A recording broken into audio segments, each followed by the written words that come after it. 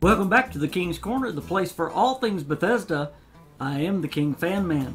Patch number 5 came out for Fallout 76 this morning, and the patch notes were released by Bethesda, and they are extensive to say the least. So I wanted to go over a few of them with you, give you my thoughts on them as well, and I wanted to hear your feedback on what you're seeing as to how they're affecting your platform. By the way, they went effective on all platforms as well, and as I said, there are a lot, so let's jump right in. Now, most of you know this, but this is not just bug fixes. I sound like I'm preaching to the choir. Most of this is not just bug fixes and stabilization issues. It's also things that you gave as feedback. These are changes to the game that we want. Bethesda is continuing to change this game to make it our game. I like that. So that's going to be my continuing phrase is Fallout 76 is not Bethesda's game, it's our game, and that's what Bethesda's doing as we give our feedback. So continue to give that feedback to Bethesda so they can continue to change this game through these patches. Patch number 5 is 3.5 gigabytes for consoles, 500 megabytes for PCs, and as always there are several stability and performance upgrades and improvements in this patch. Now, moving on to the changes inside these patch notes.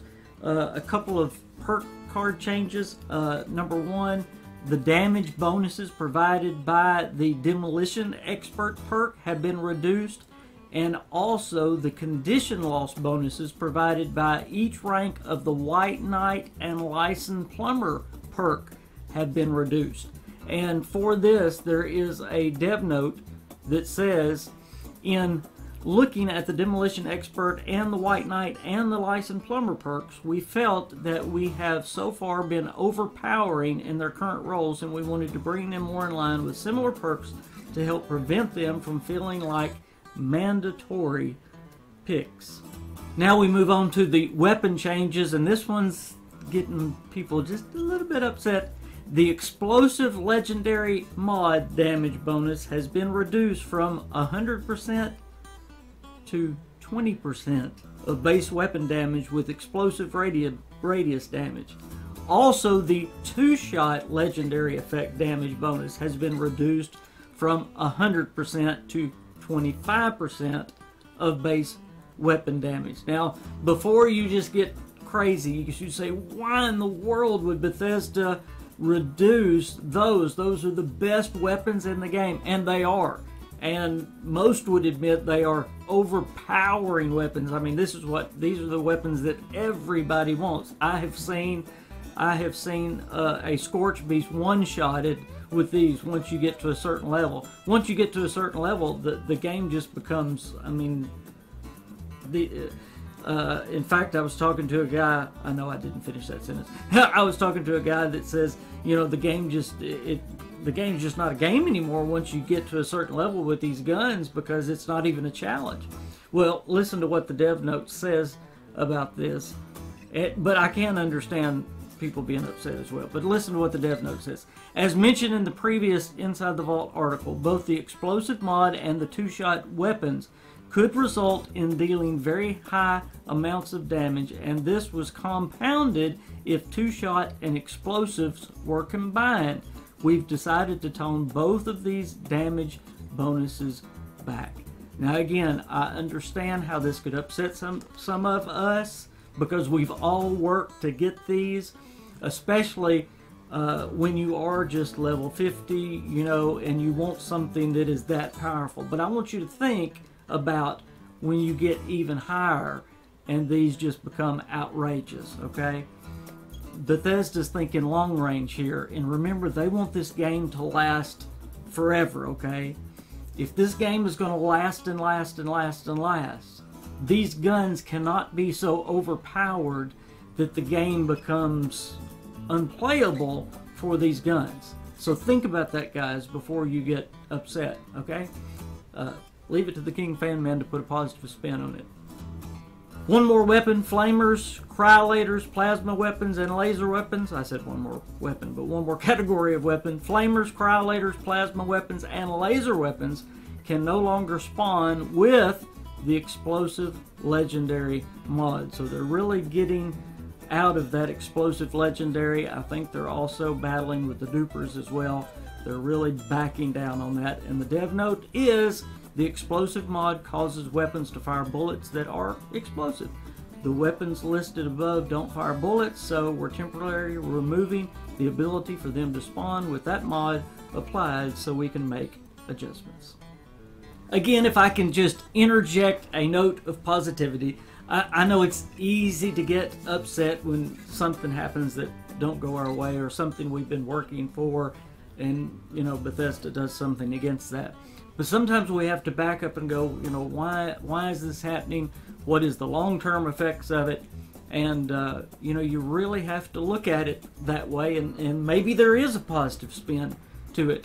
And let's don't throw out, as they say, the baby with the bathwater. Let's don't, you know, I've heard one guy on Twitter saying, you know, I thought the game was going to be good, and now I'm just, oh, because of this one thing. Oh, come on, you know.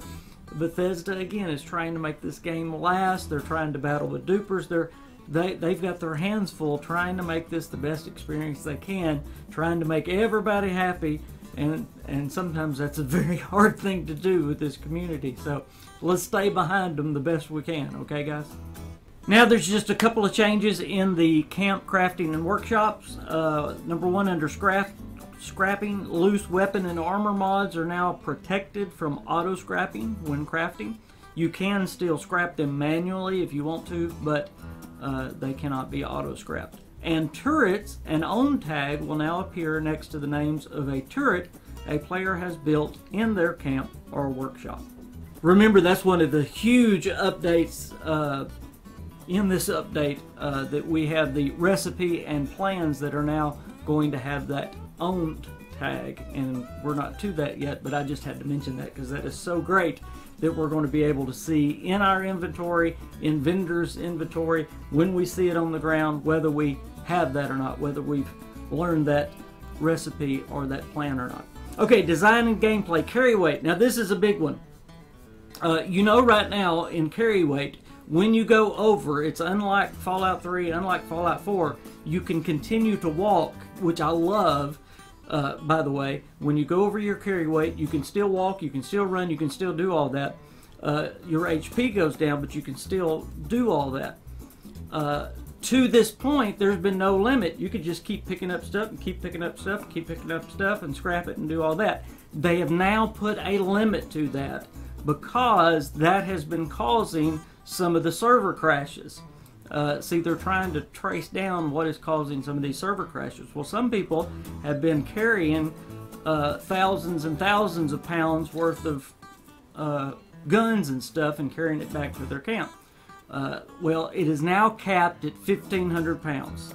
So, it says here, carry weight is now capped to an absolute limit of 1,500 pounds over the character's current maximum carry weight.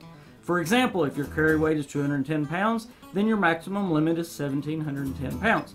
Characters will be unable to exceed this new weight limit moving forward. Characters who already exceeded this limit will be unable to add any additional items or caps to their inventory until they have reduced their carry weight below the cap. So very simply, once you get to that 1,500 pounds, you won't be able to pick up anything else until you drop something.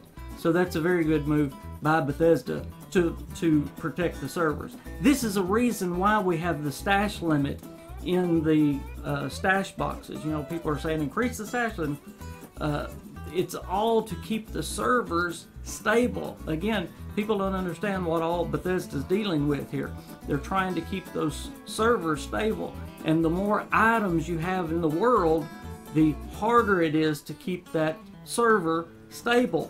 So they're trying to keep the amount of those items down in the world. And when people are carrying thousands of items in their inventory, it just makes it so hard for the servers to process all that. So now they've limited it to 1,500 pounds each, which is very generous, to say the least, because, you know, your max carry weight is in the 200-pound range. So I think they're being very generous at that. There's a little note about cap stashes. It says to help address cap exploits, cap stashes have been turned into containers, which allows them to properly reset and provide players with instant loot. Now, I do not know how the cap stashes have been exploited. Again, this is another thing Bethesda is trying to deal with. One more preaching to the choir, guys. Again, we have no idea all of the things that Bethesda is trying to deal with to keep this game right, to keep it proper, and to keep all the people that are trying to attack it in the wrong way, to exploit it, the dupers and these things. So, you know, it's real easy to gripe about a little thing here and gripe about a little thing there, but we have no idea some of these reasons, and thankfully they tell us some of them, but wow, I can't imagine all that they're dealing with this game. But there's another little change that they tell us about. Now, there's also a little section about PvP, the hunter and hunted. You know, this is something that I don't know if many people have been taking advantage of. There is actually a hunter-hunted channel and mode that has been a part of Fallout 76 since almost the beginning. It's a mode before the survival mode came out that you can get on there and play. But notice what it says here, or I'll read it. A server-wide message will now appear when a player joins this hunter hunted. This message will only be displayed once a player is there to avoid spam. An additional server-wide message will be displayed when the hunter hunted is ready to begin in order to give other players a final chance to join. So, in other words, if I join this, a message will go out to give you a chance to go, oh, KingFanMan's getting over there. Well, I want to go hunt him down. So, it's a very, very good chance. If you don't want to join the whole survival thing, but you do want to engage in a little PvP, that's a neat little fun way to do it. It's just a shorter little PvP. So I think that's a great idea that Bethesda has right there. Now, they do have some quest fixes and quest changes. There is 1, 2, 3, 4 that are mentioned. One is Belly of the Beast. There is a new power armor entry, that Ultra Sight. That is wonderful. New Ultra Sight power armor entry has been added to the terminal on the top floor at Fort Defiance, offering this power armor plans to anyone who reads it. That's a huge one.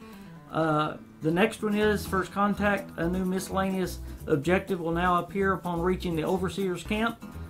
So this is for new players, so they can build their own camp there instead of waiting until they go to the airport. I think that's a great thing. I think they wait way too long for that. In Gully Mine, the next one, a new miscellaneous objective will now appear at Gully Mine to introduce players to ore deposits. And Monster Mash, the amount of XP awarded per round during this event has been reduced from 350 to 100. Now we get to the bug fixes, and I'm not going to go into them, but I will put a full link to the patch notes down below, and you are welcome to go through them. I thought about going through them, but there are so many. I thought about bringing a few of them out because there are some very good ones, but again, I didn't want to get bogged down into them. I did read through every one of them. Again, some wonderful fixes. I thought of some that are not addressed yet, but more patches are coming to this game. I am so glad this game is getting better and better and better. Now, I titled this video one of the best patches yet, but that's not true if it's affecting your console or your PC in a terrible, terrible way. So be sure and tell me down in the comments how this update is affecting your system right now. I would really like to know. I want to thank you as always for watching this video, and I want to say if you're not a subscriber, why not? All you got to do is hit that button. It's free of charge. And I want to say thank you, Patreons, for keeping me on YouTube. And I promise you some new content is upcoming. And by the way, I'm about to play with some of you guys very, very soon on Xbox, on PS4, and on PC. I've got some dates set up with many of you guys. And if you'd like to play Fallout 76 with me, all you got to do is send me a message. And I know some of you are out there saying, I've sent you a message and you said you were going to play. If you've done that, by the way, my lupus makes me forget sometimes. So just send me another message, okay? I would love, honestly, to play with as many subscribers as I can. So send me a message. I would love to see you in West Virginia and get to know you a little bit better. By the way, all my links down below. We have Discord. If you don't have somebody to play with in Fallout 76, we've got a lot of people on Discord that leave their username. They leave all their gamer tags right there on Discord. So go down and join our Discord and our conversation about Fallout 76 and all things Bethesda. I am the KingFanMan. I'll see you guys later.